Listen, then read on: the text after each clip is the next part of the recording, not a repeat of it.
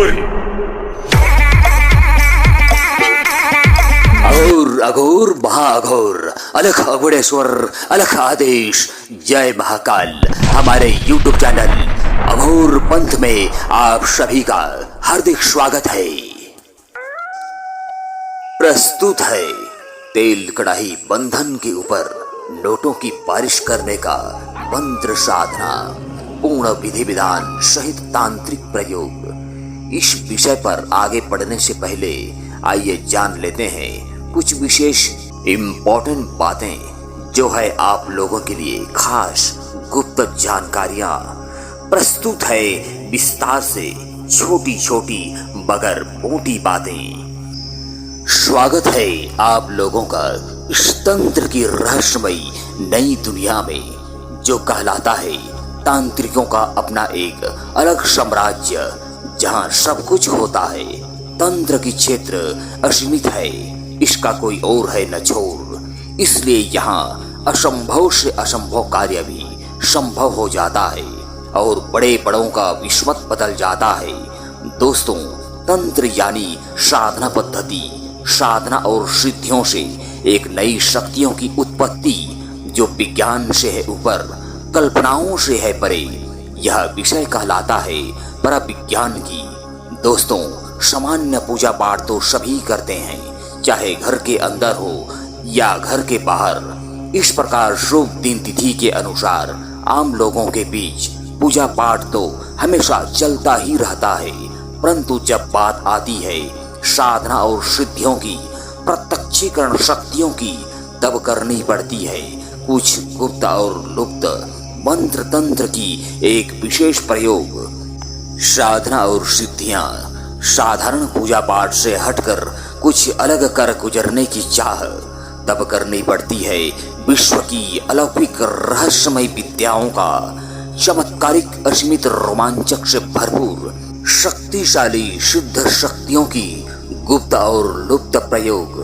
तंत्र क्रिया, साधना और सिद्धियां, एक तांत्रिक सिद्धि। शुरू होता है यह रहस्यमय सफर तंत्र की क्षेत्र, जो कहलाता है पराविज्ञान। स्वागत है आप लोगों का इस तंत्र की रहस्यमयी नई दुनिया में, जिसका मूल आधार है साधना पद्धति।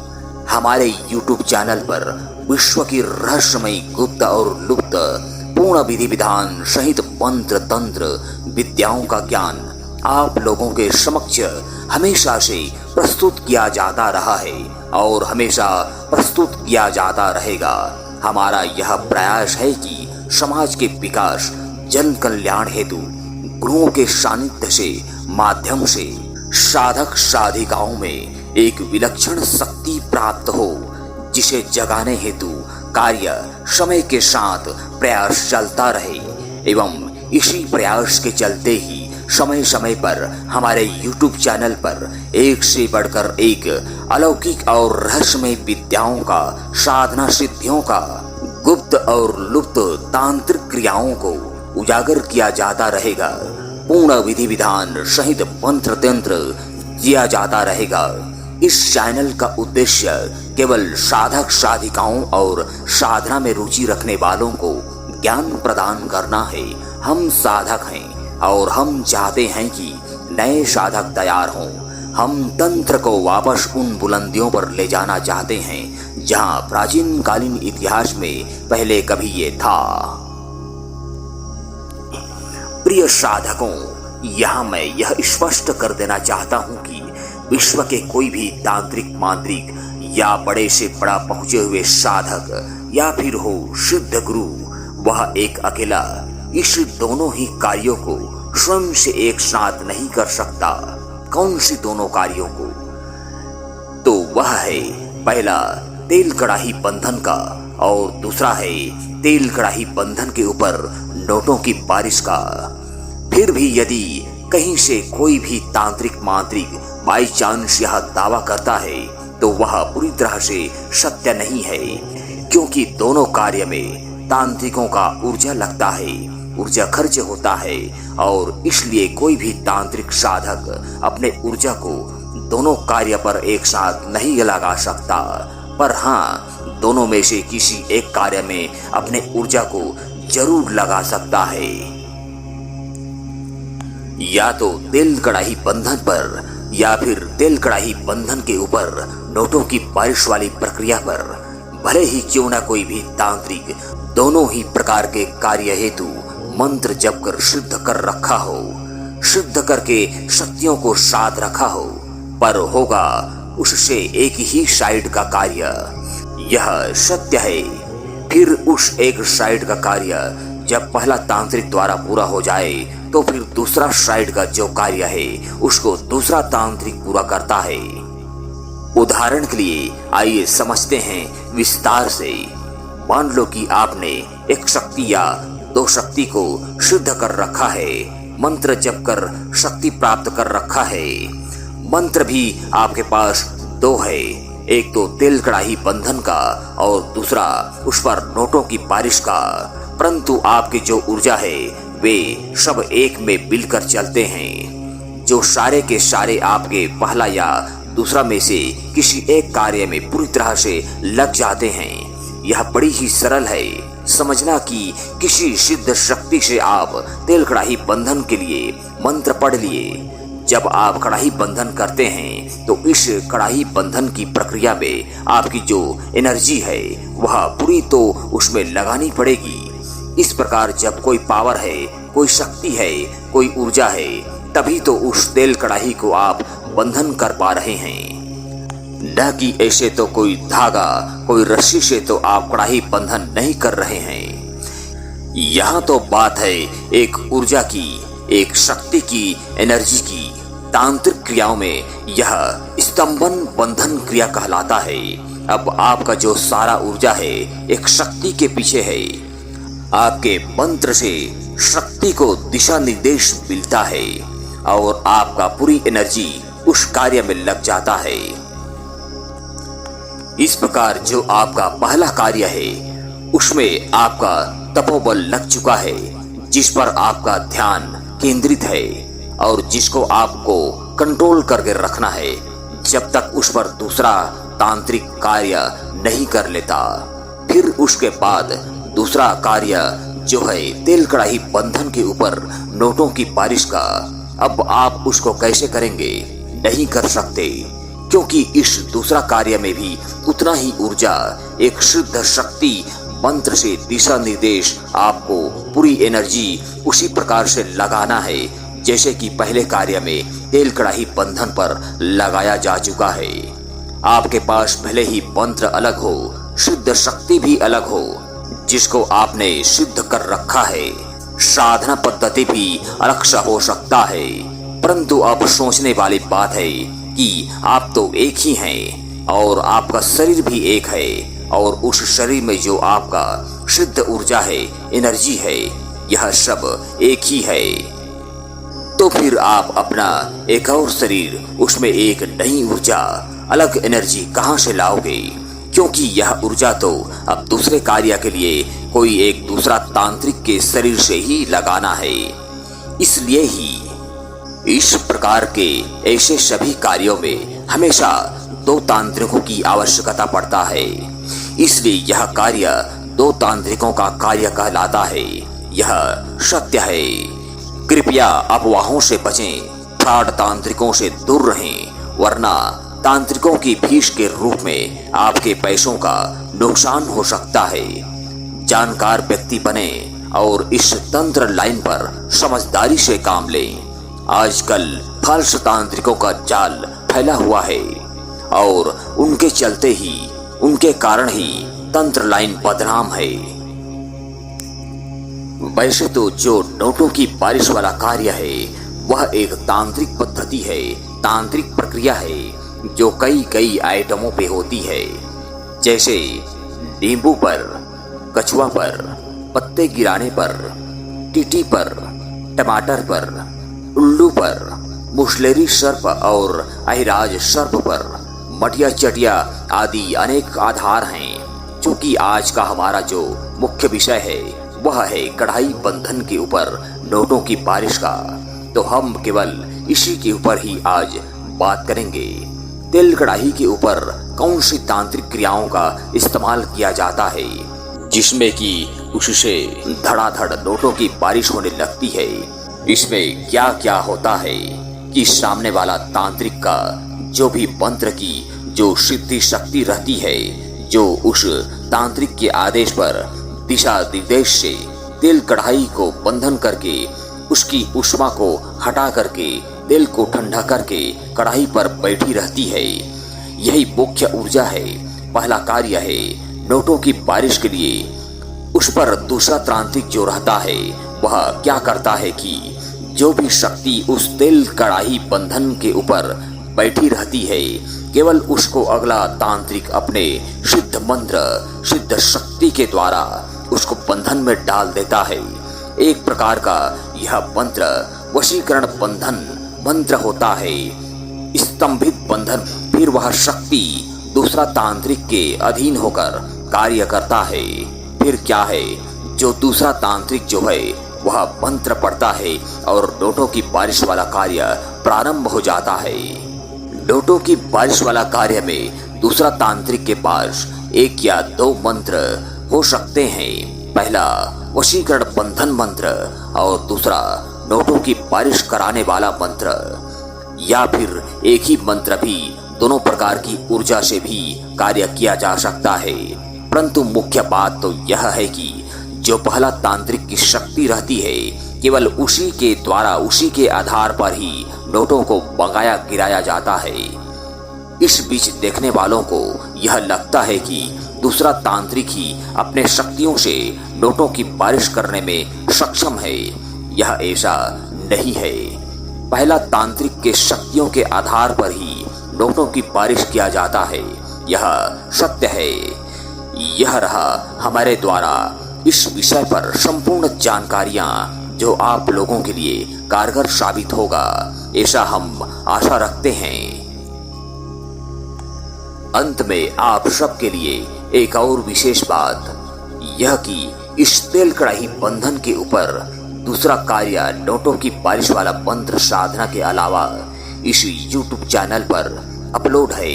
हमारे द्वारा पहले से ही तेल कढ़ाई बंधन वाला मंत्र साधना जो कहलाता है तांत्रिक क्रियाओं में पहला कार्य, इसकी पूर्ण विधि विधान सहित मंत्र साधना इसी तरह से विस्तार पूर्वक समझा करके डाला जा चुका है। इस प्रकार जिसे जो साधना पसंद है, मंत्र सिद्ध करना हो, इन कार्यों के लिए शक्तियों को सिद्ध करना हो, तो वे अपने स्वेच्छा से इन दोनों साधनाओं में से या दोनों में से किसी एक साधना को आसानी से एक के बाद एक सिद्ध कर सकता है, ताकि समय आने पर आगे आप अगला तांत्रिकों के सामने कार्य को कर सकें और नोटों की बारिश वाला प्रक्रिया को अंजाम दे सकें, जिससे आपका भी भला हो और लोगों का भी भला कर सकें। प्रस्तुत है मंत्र। विधि विधान। यह नोटों की बारिश का ऑलराउंडर अत्यंत शक्तिशाली पावरफुल गुरुमुखी सिद्ध मंत्र है, जो किसी भी प्रकार की शक्तियों के ऊपर सवारी बंधन वाला वशीभूत करके नोटों की बारिश करने में सक्षम है, जिसे किसी भी पंथ संप्रदाय के साधक साधिकाएं सिद्ध कर सकते हैं, इस विद्या को चला सकते हैं। इसमें किसी भी प्रकार का कोई रोक टोक या बंधन नहीं है। हमारे अघोर पंथ संप्रदाय अखाड़ा से आदेशित है एवं इस मंत्र का ऊर्जा खुला हुआ है, वह भी सबके लिए, ताकि सब साधक बने, एक सिद्ध तांत्रिक बने और अपने जीवन में आगे बढ़े। इसी के साथ इस मंत्र को सबसे पहले जप करके सिद्ध करना पड़ता है।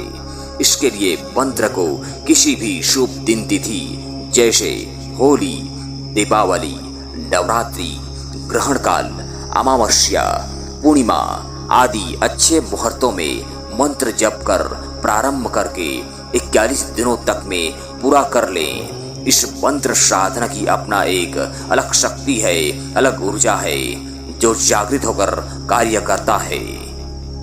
इस प्रकार शुभ दिन तिथि में साधना शुरू करने से 2-3 दिन पहले ही सबसे पहले इस मंत्र की जागृति के लिए शमशान की मिट्टी को दाल चावल से निमंत्रण देकर घर ले आएं। फिर अपने गांव शहर की देवालय स्थान की मिट्टी को दाल चावल से निमंत्रण देकर घर लावें। फिर जहां जिस स्थान पर वाले लोग या जिनको रावत भी बोलते हैं, वे लोग पूरे गांव भर के गाय भैंस बछड़े आदि सबको ठोक कर रखते हैं। यानी दिन भर चारा चराने के पानी पीने के बाद एक जगह पर स्थिर करके रखते हैं, जिसको आम भाषा में गाय ठोकान बोलते हैं। उस जगह की मिट्टी को थोड़ा दाल चावल के साथ निमंत्रण देकर ले आवें। फिर उसके बाद इन तीनों जगह के मिट्टियों को आपस में मिला लें और उसमें थोड़ा तेल, हल्दी,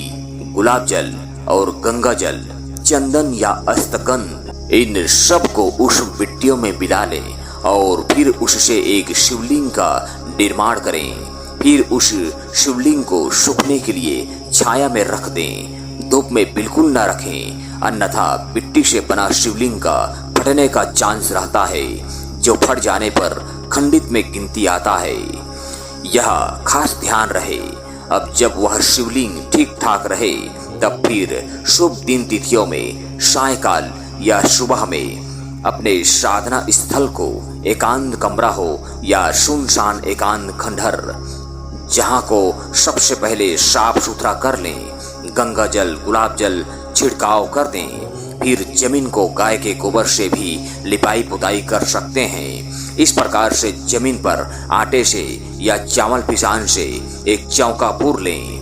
उसके ऊपर एक लकड़ी के बाजोट को स्थापित करके उसके ऊपर 100 मीटर सफेद कपड़े को बिछा दें। फिर उस कपड़े के ऊपर ओम नमः शिवाय अष्टगंध से लिखकर उस पर केसर डालकर चंदन इत्र छिड़क कर उस मिट्टी से बनाया गया शिवलिंग को स्थापित कर दें एवं उस शिवलिंग में अष्टगंध से या चंदन से 3 लकीरों वाला त्रिनेत्र बना दें। फिर 2 रुद्राक्ष की माला को उस शिवलिंग पे लपेट दें और एक रुद्राक्ष की माला से आपको मंत्र जप करने हैं। याद रहे, यह दोनों ही रुद्राक्ष की मालाएं प्राण प्रतिष्ठित हों या प्राण प्रतिष्ठित तरीके से शिवलिंग पर लपेटा जाए।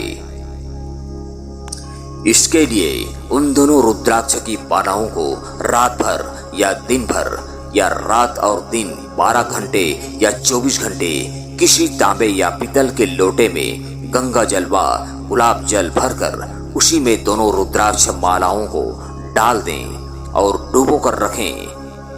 फिर 12 घंटे या 24 घंटे बाद उन मालाओं को निकालकर साफ सुथरा कपड़ों पर लपेटकर सुरक्षित रखे रहें। बस इन्हीं मालाओं का उपयोग करें। इस प्रकार शिवलिंग पर माला को लपेटने के बाद आप स्वयं साफ सुथरा स्वच्छ तरीके से लाल या सफेद वस्त्र धारण करने के बाद कुशा के आसन पर पूर्व दिशा की ओर मुख करके बैठ जाएं या किसी भी आसन पर बैठ सकते हैं, पर लाल या सफेद आसन हो तो अच्छा है। पर कभी कभी कोई साधक गुरु वस्त्र के नाम पर केवल लाल लिंगोटी पहनते हैं, यह और भी अच्छा रहता है। फिर अपने गुरु का मानसिक स्मरण करें, पूजन करते हुए धूप दीप जला करके फल फूल चढ़ा करके पूजन करें, प्रार्थना करें एवं आशीर्वाद मांग लें कि यह मेरा अमुक मंत्र जल्द से जल्द सिद्ध हो जाए, जागृत हो जाए। इस प्रकार से प्रणाम करके उस शिवलिंग से एक रुद्राक्ष की माला को अपने हाथों से निकाल लेना है। फिर उसी रुद्राक्ष की माला से इस निम्न मंत्र का एक माला मंत्र का जप पूरा करना है। इस प्रकार से यह साधना कंटिन्यू 41 दिवसीय रात्रिकालीन समय का साधना है। साधना का समय है लगभग रात्रि के 11 बजे। साधना कालों में एक से एक शक्तियां आते जाते रहेंगी, कोई कोई शक्तियां वचन भी देंगे। इस प्रकार यह मंत्र सिद्ध हो जाता है। इस मंत्र की साधना में पूर्ण ब्रह्मचर्य व्रत का पालन आवश्यक है। बाद में उस शिवलिंग को नदी या तालाब में ठंडा कर सकते हैं, जल में प्रवाहित कर सकते हैं। मंत्र सिद्ध हो जाने के बाद जब भी आपको कार्य करना हो तो प्रयोग काल में चारों दिशाओं में कपूर जलाकर इस मंत्र को केवल 11 या 21 बार या 51 बार पढ़ना है और 3 ताली मारना है। बस कुछ ही देर में नोट गिरना आरंभ हो जाएगा। सबसे पहले धूप बत्ती जला लें और इत्र को चारों तरफ छिड़क दें। 5 परवाना लगा लें, यानी चारों दिशाओं में बंगला पान में लौंग, इलायची, एक नारियल फोड़कर प्रसाद डाल दें। इस प्रकार चारों दिशाओं में रखना है और बीच में आपको बैठना है। 5वां परवाना के ऊपर आसन लगाकर आपको बैठना है, यह खास ध्यान रहे। अब यह आपकी मर्जी है कि आपको किस आधार पर, किसको आधार बना करके नोटों की बारिश करना है। तेल कढ़ाई बंधन पर, या कोई पेड़ से पत्ते गिरा दे उस पर, या कोई नींबू उठा दे उस पर, या कोई किसी प्रकार की शक्ति खड़ा कर देता है उस पर आदि किसी भी प्रकार से आप नोटों की बारिश करने में पूरी तरह से सक्षम हैं। इस मंत्र को उस पर चला करके, पढ़ करके दिशा निर्देश दे सकते हैं। इस प्रकार यह मंत्र नोटों की बारिश का ऑलराउंडर मंत्र है। यह मंत्र बड़े बड़े सिद्ध अघोरी तांत्रिकों के पास ही गुप्त तरीके से रहता है, जिसको आज की डेट में कोई किसी को देना नहीं चाहता और ना ही विधि विधान बदलाना चाहता है। परंतु जनहित जन कल्याण हेतु ऐसे एक से एक मंत्र तंत्र साधना हम बदलाते रहते हैं। इस प्रकार से यह मंत्र सिद्ध होकर जिंदगी भर सफल कार्य करता है। अतः आपका यह साधना सिद्ध और सफल हो। धन्यवाद।